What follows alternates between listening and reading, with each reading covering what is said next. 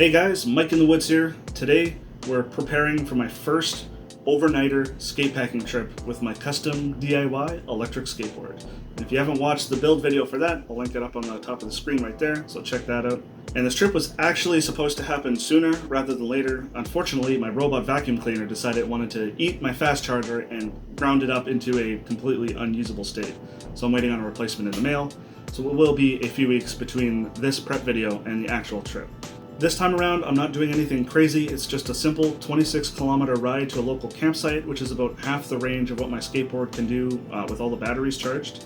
I'm going to spend the night and then ride back the next day. And this is the first of a series of kind of escalating trips as I get more confidence in the whole skatepacking thing. And for this video, I thought I would take you through everything that I'm taking with me in my backpack. And do keep in mind, while the first trip is only going to be an overnighter, the way I've set up my bag is for the longer duration, extended period trips, where the only things that need to be swapped out are food and water.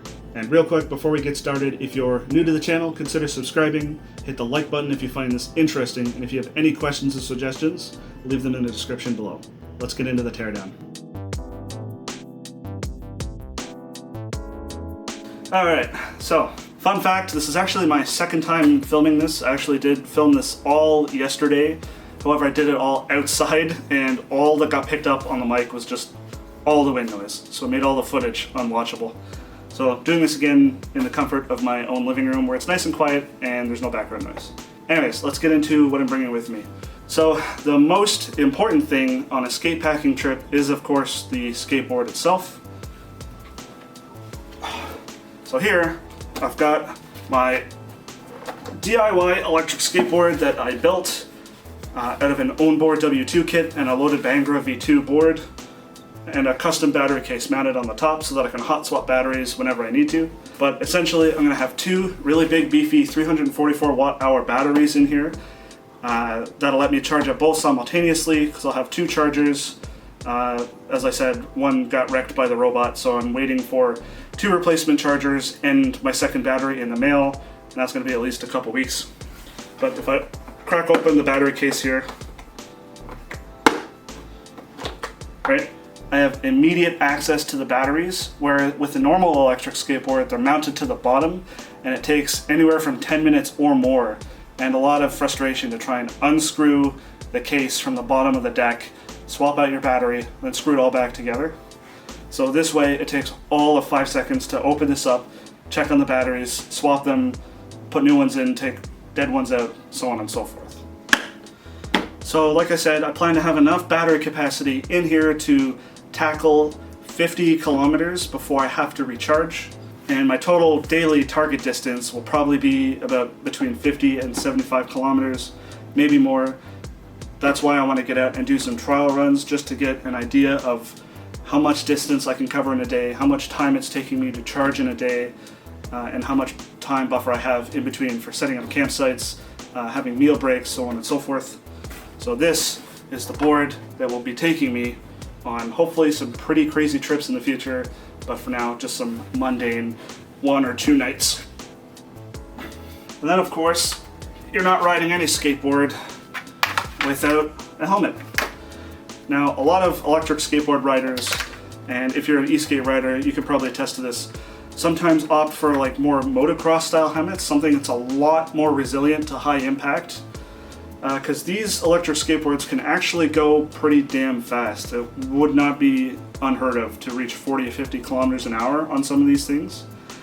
However, me personally, I'm not going to be riding on any more than the second of 4 gears on my specific board, which equates to roughly 20-25 kilometers an hour at most.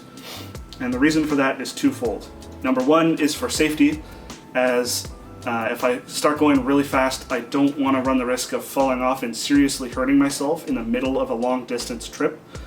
Not the least of which is if I happen to be pretty far away from civilization. Like if I'm between 2 charging spots and my range is 50 kilometers, right? So if I'm right smack dab in the middle of being between 2 points of charge, that's 25 kilometers away from any reasonable civilization. If I fall off and seriously hurt myself because I'm going too fast, that's a serious risk. I want to mitigate that by slowing it down and going a reasonable speed. And the second reason why I don't want to go that fast is because the faster you go on these things, the harder you push the motors and the batteries, the less range you get proportionally per distance traveled. So if you want to get the most range out of your electric skateboard or any other e-rideable, go slower. So there's the board, there's the helmet. Now let's get into the actual bag itself and everything that goes in there. Now, I weighed myself in yesterday. This bag is heavy. It weighed in with water and all my filming equipment, mind you. It came in at 40 pounds, which I'm pretty sure we can all agree is a little absurd. It's a very heavy bag. Now, I probably got a lot in there. It's definitely overkill for just a simple overnighter. However, do keep in mind that currently I have my bag set up as it would be for the longer duration trips. So like 2 weeks, 3 weeks, couple months at a time, with the only things that need to be swapped out being food and water and any other consumables like gas. Right? So first, I'll start off with the bag itself. You've seen me use this in a couple trips now. And this is the Amazon Basics 55 liter. I didn't actually get mine right from Amazon. I actually got a super good deal on this at a liquidator. I got mine for like, I think 25 bucks Canadian, whereas they go brand new for like 3 times as much. It is a pretty decent bag. It sits comfortably on me. I only have one gripe, as you've probably seen in the previous videos I've had this on, where I've done some day hikes and some camp trips with it. And that is that the straps, the shoulder straps, do not like to keep where I've cinched them down to. Over time, they'll actually release the strap and I have to keep cinching it back up every so often. Now, given that I'll be on an electric skateboard where I'm not really jerking back and forth, walking or pushing a board, I'll actually be relatively stationary except for steering. I don't see it being that much of an issue, which is why I opted to go with this particular bag. And even if I do have certain sections that I need to hike, either I run out of battery before I get to a charging destination or the board breaks and I need to bail, it's still not too much of a pain to have to cinch this up every so often. So that is the only real problem I have with this bag. Other than that, it seems to be holding up just fine, despite the fact that I've got a few ember holes in it. So as for the contents, let's start with what's on the outside of the bag. So the most obvious one is my water. So I've got a total of 4 water bottles in here for a total of, I think, just under 4 liters of drinking water. Alright, so this is what I got for water. I'm not sure how you can see that on camera there, but I've got 2 Powerade bottles, a Gatorade bottle, and one of these 1 liter or slightly over a liter red Nalgene bottles that I've had for many years. This thing's at least 10 years old.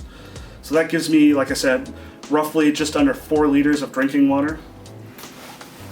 So also on the outside is the tent that you've probably seen me use on quite a lot of my trips, and that's the single bivy style 1-man battle box tent.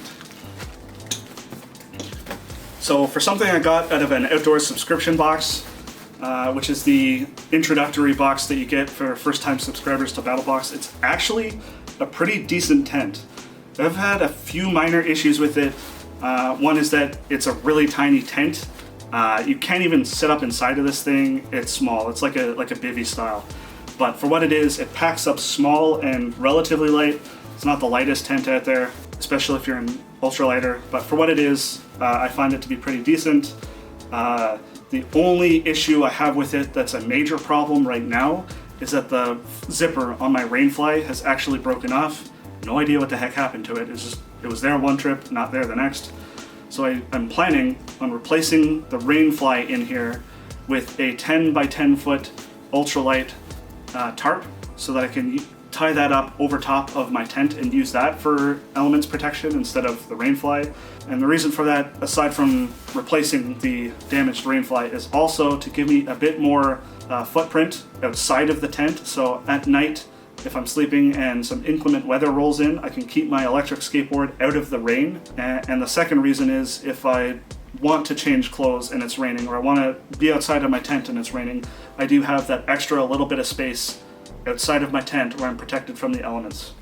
As well, it also gives me a little bit of versatility, so if I wind up in a space where I can't even pitch my tent, because it does have to use stakes, it does have to stake itself down to pull itself taut in order to have structural integrity, having the tarp gives me some extra options to set up shelter if I'm not able to actually set up my tent.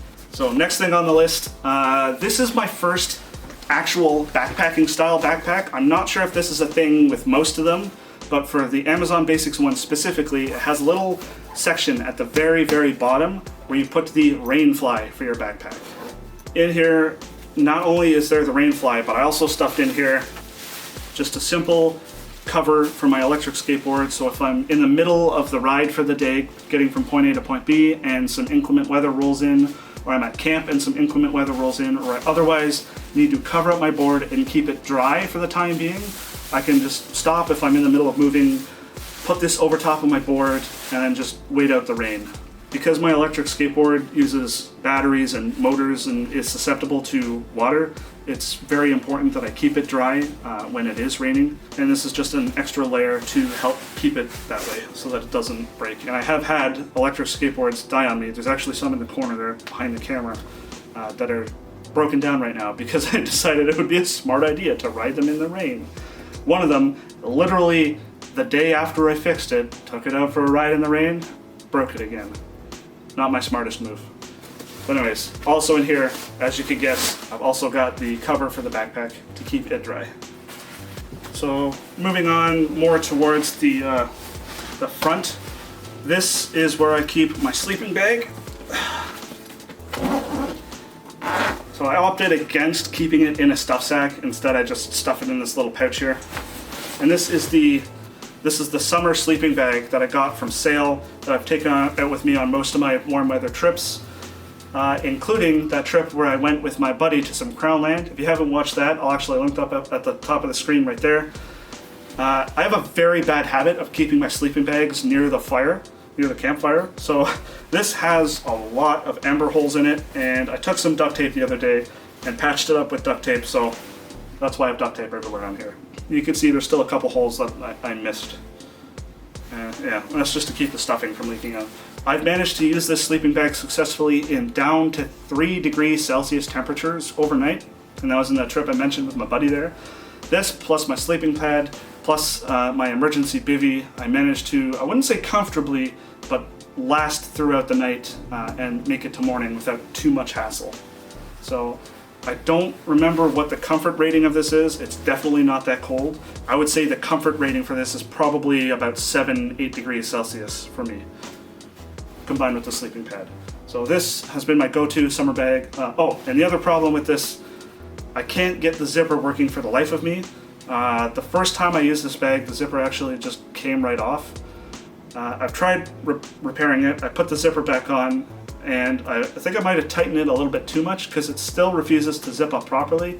It's super annoying to try and zip it up and unzip it, and at times it doesn't clip the teeth together properly and they'll actually separate and comes unzipped from the wrong side of the zipper. So I do have a workaround for that. I just sort of use it like a quilt instead of a sleeping bag, where I tuck the zip side underneath me against the pad, and that forms enough of a seal where I can keep the heat in and not vent during the night. One other thing I forgot on the outside here. This is my primary method of filtering water while on the go and replacing all the water in my bottles there. Those bottles are all going to be clean water, ready for consumption. If I need to refill from a water source, I'll be using my Katadyn Be Free. These are very popular in the outdoors community.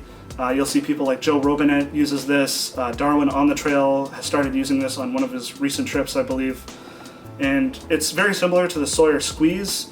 I could be wrong, but I think it has a bit higher of a flow rate than the Sawyer Squeeze. And it doesn't have as much compatibility. Like the Sawyer Squeeze works with those smart water bottles, whereas this just works with the Katadyn and I believe the Platypus series of water bottles it works with as well. This does have its downsides. This plastic soft bottle does run the risk of being damaged and forming a leak. I haven't had it break on me quite yet, not to jinx it, but I do know that some people have complained about that. But for what it is, it's super lightweight. And that's my primary method of filtering water. The secondary method I have of getting water ready for consumption, which I actually forgot to put it in this bag. I still gotta go and grab it and stick it in here. And that's just some water purification tablets, some aqua tabs. Oh, and the other thing that goes in this bag here that won't actually be in here because I forgot to stick it in here is my hygiene items, which is just my toothbrush and a small thing of toothpaste. So on the front side of the bag here, this is where I keep all of my quick access items, things I might need access to while on the go. and I don't want to have to dig through my bag for. So I'll unzip here and take a look. And the first thing that's going to come out of here is going to seem really strange to a backpacker, but keep in mind that this is for skate packing with an electric skateboard, and that is a power bar. It gives me 1, 2, 3, 4, 5, 6 outlets that I could split off of just one. So do keep in mind, I've got a lot of electronics that I need to plug in and charge while on the go. I've got 2 separate batteries for the electric skateboard, potentially 3 if I want to have a tertiary battery just as a backup in case one dies or I need to get a little bit of range in between charge spots. I've got 2 battery banks, I've got my phone, and I've got my tablet. All these things need to be able to charge simultaneously, and by adding this power bar to the mix, it lets me do that. Now I'm trying to keep an eye out for something that's a little bit smaller and ultra light compared to this thing, but for what it is, this thing's actually not too bad in terms of weight, but definitely contributes towards the ridiculous 40 pounds that this thing weighs. Next thing in here is another electric skateboard specific thing, and that's 2 replacement belts. As I discussed in the build video for this board, it's a belt drive electric skateboard, which means the motor sits independently of the wheel, and you use a belt to connect the two so that it can apply the torque to the wheel.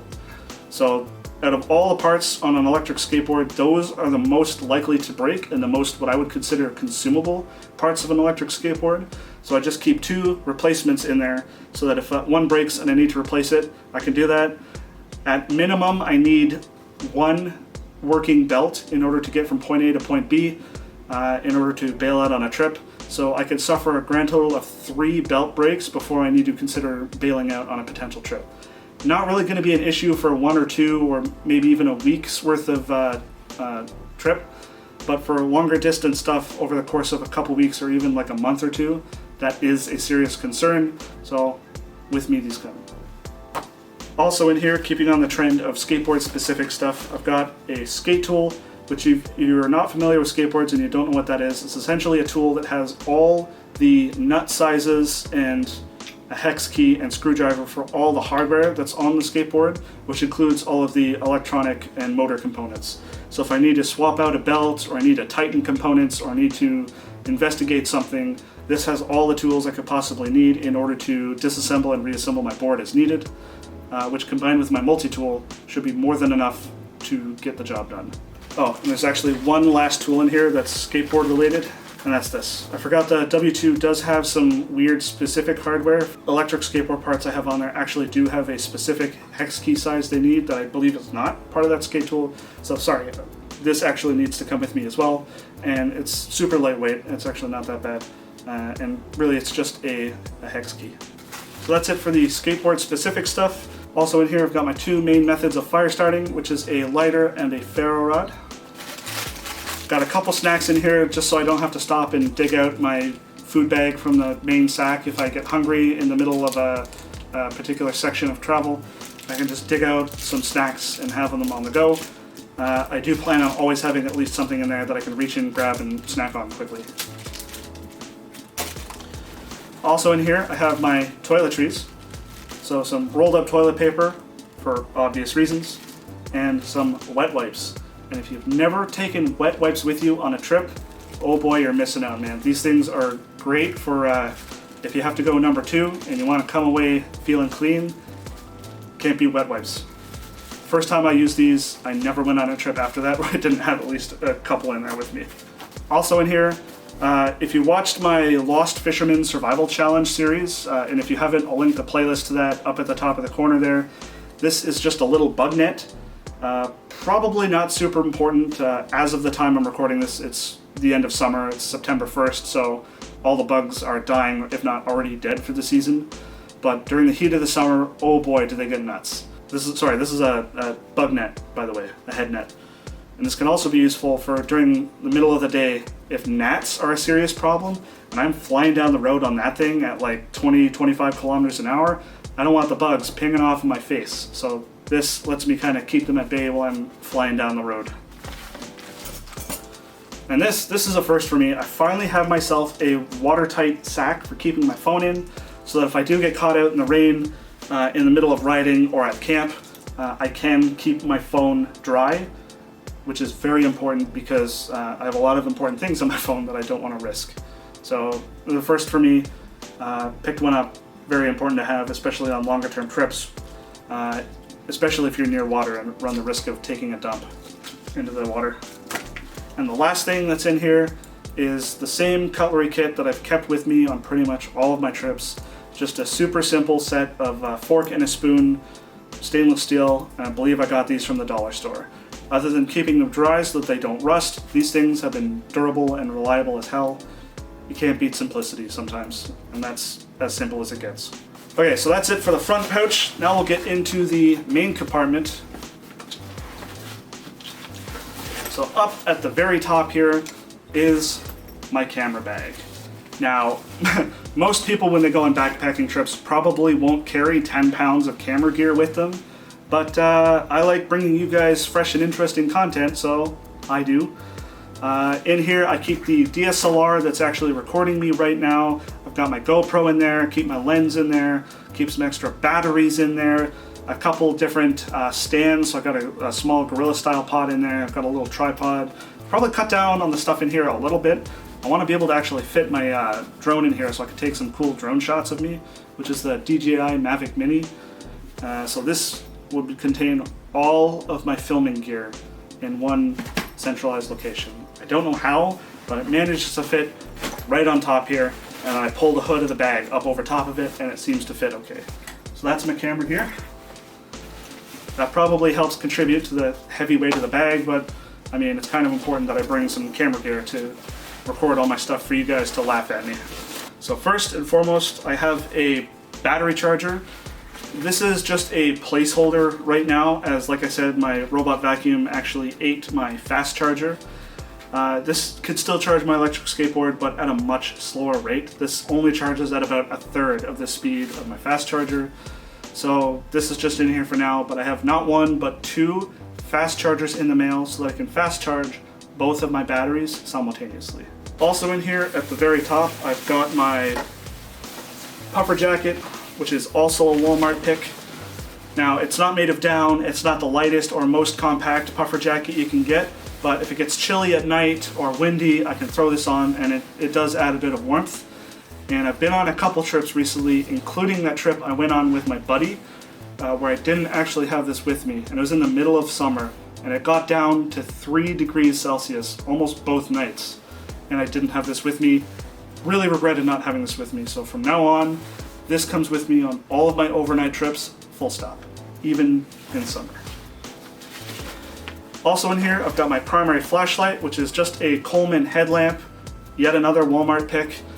It runs on AAA's, it doesn't have an internal chargeable battery, but it's got several brightness levels. It's got a red and a couple other colors. So for what it is, it does a great job. I've yet to have it fail on me.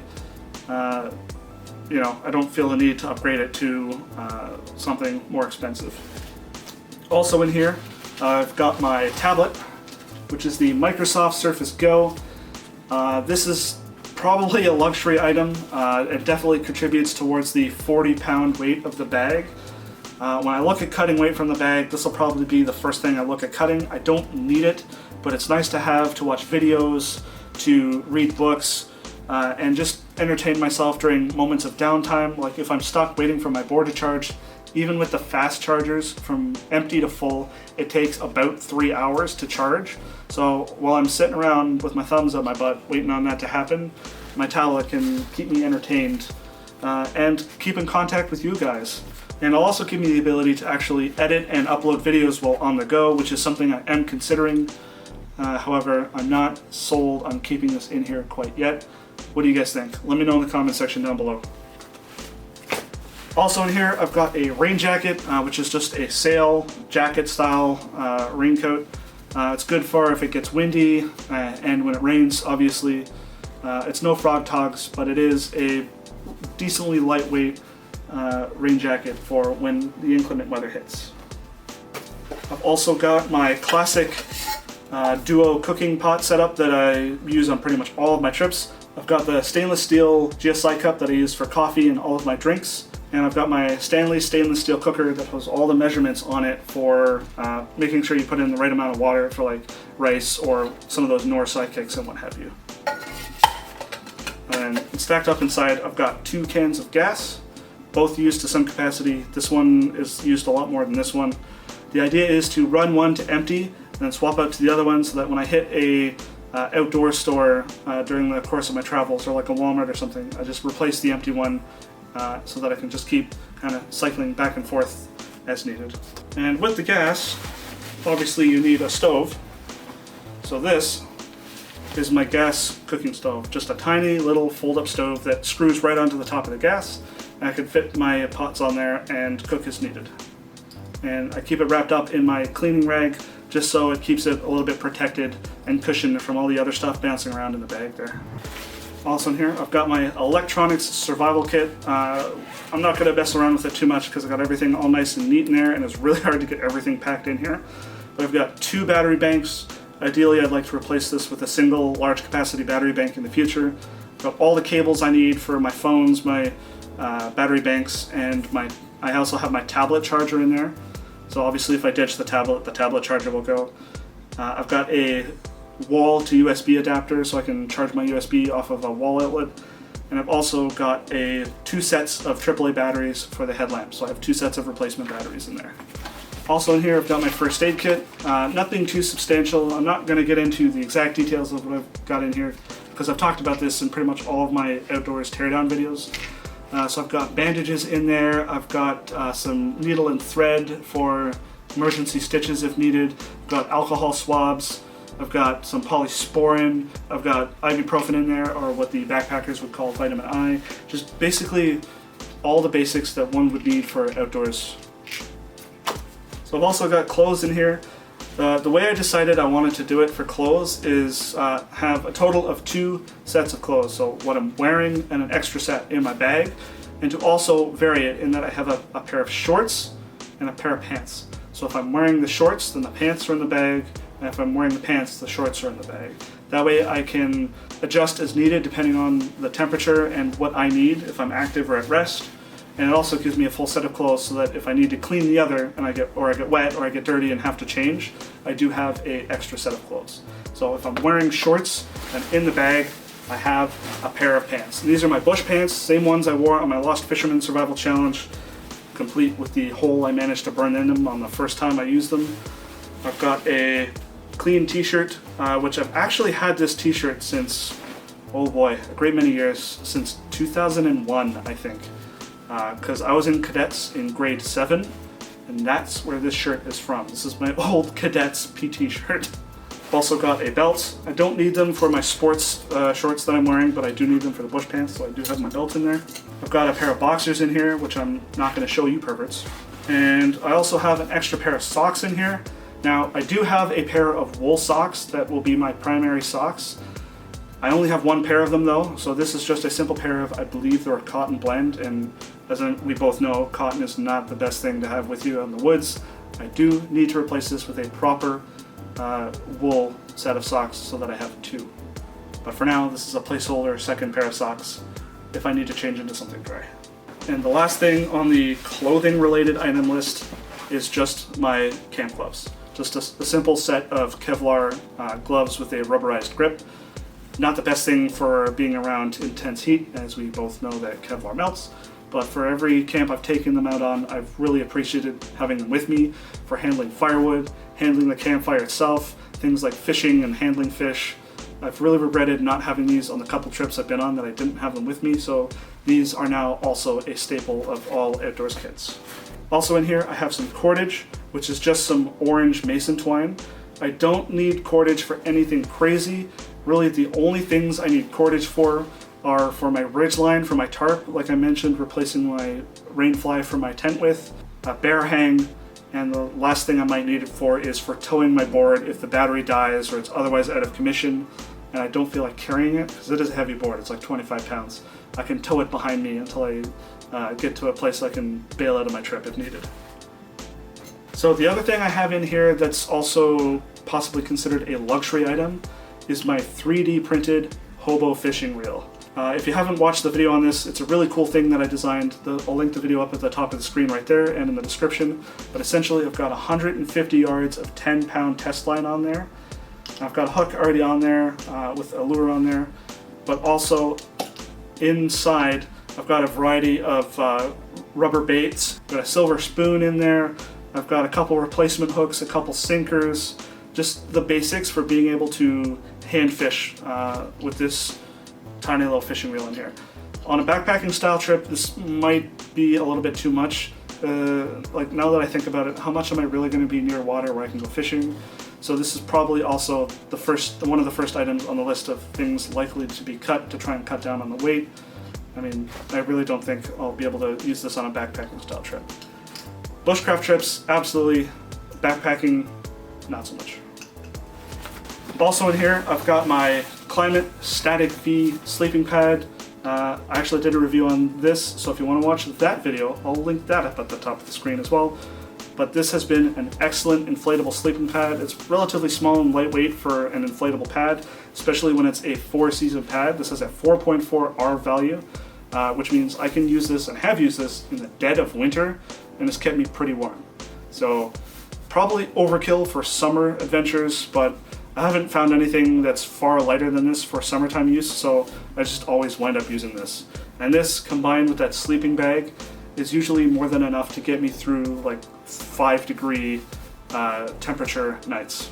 So that comes with. And the last thing that I have in the main section here is my food bag. I've only got 1 day's worth of food in here right now. Obviously, if I was doing more than one night, I would have more, probably 3 to 4 days worth of food I'd be able to fit in this dry bag, which would make the bag weigh even more. All I have in here right now, I was actually out with some bushcraft buddies doing a whole tour of a variety of military surplus stores, and one of them had some Canadian military rations, so I picked one up, and that's going to be my primary food for my coming overnighter. Also in here, I've just got a couple things like some instant coffee, some oatmeal, and a pouch of beans. And that's just for a single night, a single like 24-hour stretch, basically. And that's it. That is everything that I am taking with me for my upcoming skatepacking trips. Probably going to cut a few things like the tablet and that fishing rod. But for now, that's my loadout. I'm really looking forward to taking you guys along on some cool, crazy skatepacking trips. This will be my first adventure with the electric board. So what do you guys think? What do you think about this whole skatepacking thing? Is it of interest? Let me know in the comment section down below. And if you have any questions, I'll be happy to answer them.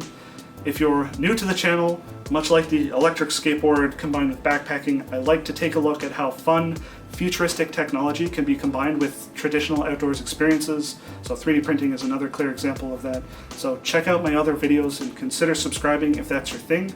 And I would also really appreciate it if you would hit the like button for the YouTube algorithm, as it helps promote the video and YouTube pushes it out more. Well, that's it for me, guys. This is the second time I've had to record this because the previous version was completely unusable. Thanks for watching, guys. I will catch you next video.